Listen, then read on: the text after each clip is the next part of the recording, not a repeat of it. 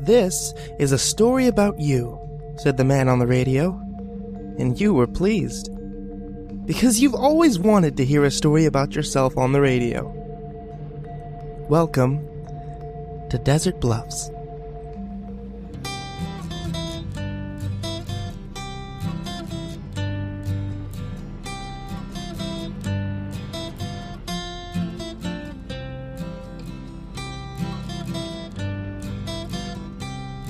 This is a story about you. You live in a trailer near the car lot, next to Grandma Josephine's house. Occasionally, she'll wave at you on her way out to get the mail, or more snacks for the angels. Occasionally, you'll wave back. You're not a terrible neighbor, as far as it goes. At night, you can see the red light blinking on and off on top of the radio tower. A tiny flurry of human activity against the impeccable backdrop of stars and void. You'll sit out on the steps of your trailer, with your back to the brightness of the car lot, watching the radio tower for hours. But only sometimes. Mostly, you do other things. This story is about you. You didn't always live in Desert Bluffs. You lived somewhere else, where there were more trees, more water. You wrote direct mail campaigns for companies, selling their products. "Dear resident," you often wrote. "Finally some good news in this dreary world. At last, a reason not to kill yourself." And then you would delete that and write something else, and it would be sent out. And it would not be read by anyone. You had a friend, and then a girlfriend, and then a fiancé. The same person. She cooked dinner sometimes, that sometimes you cooked. You often touched. And one day, you were walking from the glass box of your office to your old Chevy Probe, and a vision came to you. You saw above you a planet of awesome size, lit by no sun, an invisible titan, all thick black forests and jagged mountains and deep turbulent oceans. It was so very far away. So desolate, and so impossibly, terrifyingly dark. And that day, you did not go home. You drove instead. You drove a long time, and eventually, you ended up in Desert Bluffs. And you stopped driving. You've been haunted ever since by how easy it was to walk away from your life, and how few the repercussions were. You never heard from your fiancé or your job again. They never looked for you, which doesn't seem likely, or maybe it's that in Desert Bluffs, you cannot be found. The complete freedom, the lack of consequence. It terrifies you. You have a new job now, every day except Sunday. You drive out to the possibly non-existent windmills in the unfortunate wastelands of Desert Bluffs. And there, you find 2 trucks. You move wooden crates from one truck to another, while a man in a suit silently watches. It is a different man each time. Sometimes the crates tick. Mostly, they do not. And when you're done, the man in the suit hands you an amount of cash. Also different each time. And you go home. It's the best job you've ever had. Except today, it was different. You moved the crates. The man in the suit, a stranger, watched. But then, as had never happened before, the man in the suit received a phone call. He walked off at some distance to take it. "Yes, sir," he said, and "No, sir." Also, he made some hawk shrieking sounds. It wasn't terribly interesting. You moved crates. But then an awful impulse came over you, and for no other reason than you're trapped by the freedom to do anything in this life. you took one of the crates and you put it in your trunk. By the time the man had come back from his phone call, you were done with your job. He gave you the money. It was nearly $500 today, the second highest it had ever been. And you drove home with the crate in your trunk. When you got home, you took the crate into your trailer and left it in the kitchen. The crate did not make a ticking sound. It made no sound at all. Nothing made a sound except you, breathing in and breathing out. You cooked dinner. You always cook dinner. The red light on the tower blinked on and off in your peripheral vision. A message that was there, and then wasn't there, and that you could never quite read. You wondered how long it would take them to miss the crate. You did not wonder who they were. Some mysteries aren't questions to be answered, but just the kind of opaque fact. A thing which exists to be not known. Which brings us to now. To this story. This story about you. You are listening to the radio. The announcer is talking about you. And then you hear something else. A guttural howl out of the unfortunate wastelands. And you know that the crate's absence has been discovered. The crate? Well, it sits. That's all. On the kitchen floor. That's all. It's warm. Warmer than the air around it. It smells sharp and earthy, like freshly ground cinnamon. And when you put your ear against the rough, warm wood, you can hear a soft humming. An indistinct melody. It does not appear to be difficult to open. All you would need to do is remove a few nails. You do not open it. You decide instead to go to the Sunshine All-Day Diner and have a slice of cake. The wind is hot, like always. It smells like honey and mud. The night is your favorite time. Daylight brings only a chain of visual sensations, none of which cohere into meaning for you anymore. Life has become out of focus, free of consequence. As you drive, you turn off the headlights for a moment. At that moment, you feel again. Above you, not even far away now. That planet of awesome size, lit by no sun. An invisible titan, all thick black forests and jagged mountains and deep, turbulent oceans. You see nothing but the faint moon.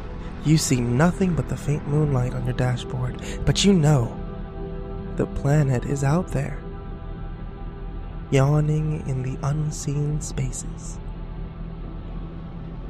The moment passes. You turn your headlights back on, and all you see is a road. Just asphalt. Just that. And you pass a man waving a semaphore flags, indicating that the speed limit for this stretch is 45. The sunshine all day is radiant green, a slab of mint light in the warm darkness. You squint when you see it, like it hurts your eyes, but it does not hurt your eyes. You park near the front door. A man rolls by on the ground, his eyes bleary and sightless, whispering the word mudwomb over and over. But you don't have the money to tip him, so you go inside. You order a slice of chocolate cake, and the waitress indicates through words and movement that it will be brought to you presently. The radio speaks soothingly to you from staticky speakers set into a foam tile ceiling. It is telling a story about you. Your story. At last. A man slides into the booth across from you. You recognize him vaguely, although he looks considerably different. It is that man who appeared to be of Slavic origin, but who dressed in an absurd caricature of an Indian chief and called himself the Navajo Tracker. Except now, it's difficult for you to miss, but he's actually transformed into a Native American. You wonder if the pie will get there soon. The Navajo Tracker smells of potting soil and sweat. He leans across the table and touches your hand lightly. You do not pull the hand away because you know that there will be no consequence for any of this. He says. You nod. He taps the table. Then, bringing his thick eyebrows together and pursing his lips, he leans down and taps the ground. You nod again. I think my cake is here now, you said unnecessarily, as the cake is quite visibly placed in front of you. You did not order invisible cake. You hate invisible cake. He looks at the cake for a long time, and then lets his breath hiss slowly through his nose.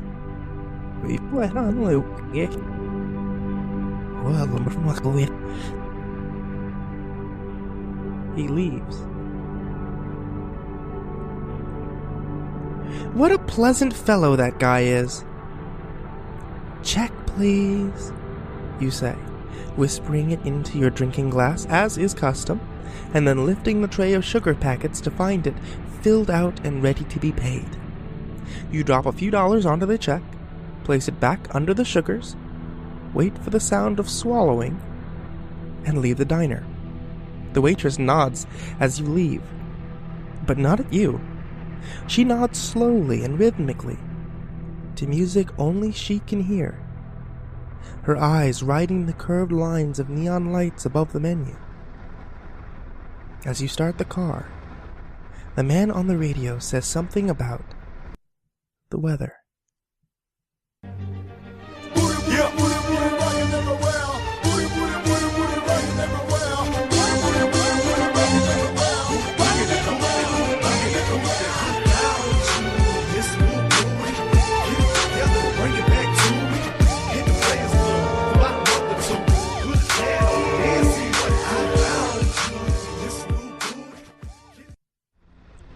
The crate is in your kitchen, where you left it, and you get down on your knees to embrace it more fully. It's grown warmer, even hot. It's still not ticking. It had taken you no time to get back home, and now that you think about it, were there any other cars on the road? Where did all the cars go? The man with the semaphore flags explaining the speed limit. He wasn't there either. Your heart pounds. Without allowing another stray thought to wander through your mind and delay you, you grab the crate and throw it in your trunk. You turn the ignition, and your car radio comes alive with a pop. Just as the announcer says that your car radio comes alive with a pop. Where to now? You don't know. But you go there anyway. A pair of headlights, a pair of eyes, and two shaky hands, speeding through the silent town. Behind you, you see helicopter searchlights sweeping down onto your trailer. There are sirens. A purplish cloud hangs over the town, glittering occasionally as it rotates. The whole works. You pass by the sun-shining all-day diner, still aglow and full of people slowly eating what sounds good only late at night. And by Theodore Williams's Discovery Zone, an arcade fun complex, which has taken to not only locking but barricading its doors at closing time. You pass by the new StrexCorp distribution center, which, as always, is completely shrouded after dark in black velvet. Moving farther out, following the pull of the distant uncertain moon, you pass by the car lot, where the salesmen have been put away for the night, and Grandma Josephine's house, where the only sign that the unassuming little home could be the possible residence for angels is the bright halo of heavenly light surrounding it, and the sign out front that says Angel's Residence. And the town is behind you, and you are out near the possibly non-existent windmills on the unfortunate wastelands of Desert Bluffs. By the road you see a man holding a cactus in one hand and a pair of scissors in the other. He shakes both at you as you pass and howls. And then you are alone. Just you and the desert. You stop the car and get out. Pebbles crunch in the sand in response to your movement. The radio murmurs behind the closed door of the car. The headlights illuminate only a few stray plants and the wide, dumb eyes of some nocturnal animal. Looking back, you can see the bulge of light that is your Desert Bluffs. The purple cloud now floating over the heart of the city reaches its tendrils in and out of buildings. You hear screams and gunfire. You open the trunk and lay one hand on the crate. It pulses with some kind of life. Still no ticking, though. You look back. Several buildings are on fire. Crowds of people are floating in the air, held aloft by beams of light, and struggling feebly against a power they cannot begin to understand. The ground shifts like it was startled. It's so quiet when it finally comes. You see the black car long before it arrives. It comes to a halt nearby, and two men step out. You don't run. Neither do they. How did you find me, you ask? Everything you do is being broadcast on the radio for some reason. That made it pretty easy, says one of the men, the one who isn't tall. Yeah, you say, I see that now. You have the item, the man who is not tall asks. You say nothing. The man who is not tall signals the man who is not short, and he walks past you, walks into your trunk, looks into your trunk, and nods. Even easier, says the man who is not tall. There is an unexpected click. One of the rear doors of the black car has opened, and your fiancée has stepped out. Her eyes are wet, like it was the night that you left. She does not appear to have aged, but then you can't actually remember how long it has been. It could have been last week. Or was it 10 years ago? Or was it 10 years ago? Why? She says. Why? Why? And you don't know what to say. The man who is not short steps up to you and puts a knife against your throat. Nobody says anything. Your fiancée shakes her head. Her eyes are empty, broken, gushing. The radio is saying all of this as it happens. You hear it dimly through the car door. You can't stop smiling. All at once, the consequences. All at once, you are no longer free. It's all coming back around. All at once. Life, bleary, washed out, snaps back into focus. The red light on the tower still blinks in the distance, and every message in this world has a meaning. It all makes sense, and you are finally being punished. You can't think of a time you have ever been happier. Your fiancé abruptly gets back into the car. Neither of the men seem to notice her. One opens the crate with a couple of quick taps and pulls out of it an intricate miniature house. The hours that must have been spent building it. Every detail is accounted for. Inside the house you think you see for a moment lights and movement. Undamaged, says the man who is not tall. You beam at him. The knife presses harder against your throat, but it doesn't hurt. Your eyes wander up, and you see above you the dark planet of awesome size perched in its sunless void. An invisible titan, all thick black forests and jagged mountains and deep, turbulent oceans. A monster, spinning, soundless, forgotten. It's so close now. You see it just above you. Maybe even if you tried very hard, you could touch it. You reach up.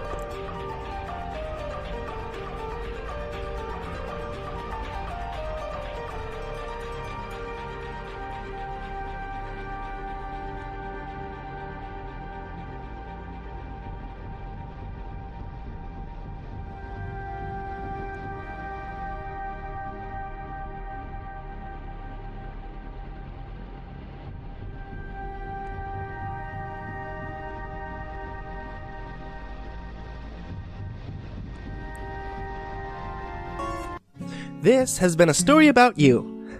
The radio moves on to other things.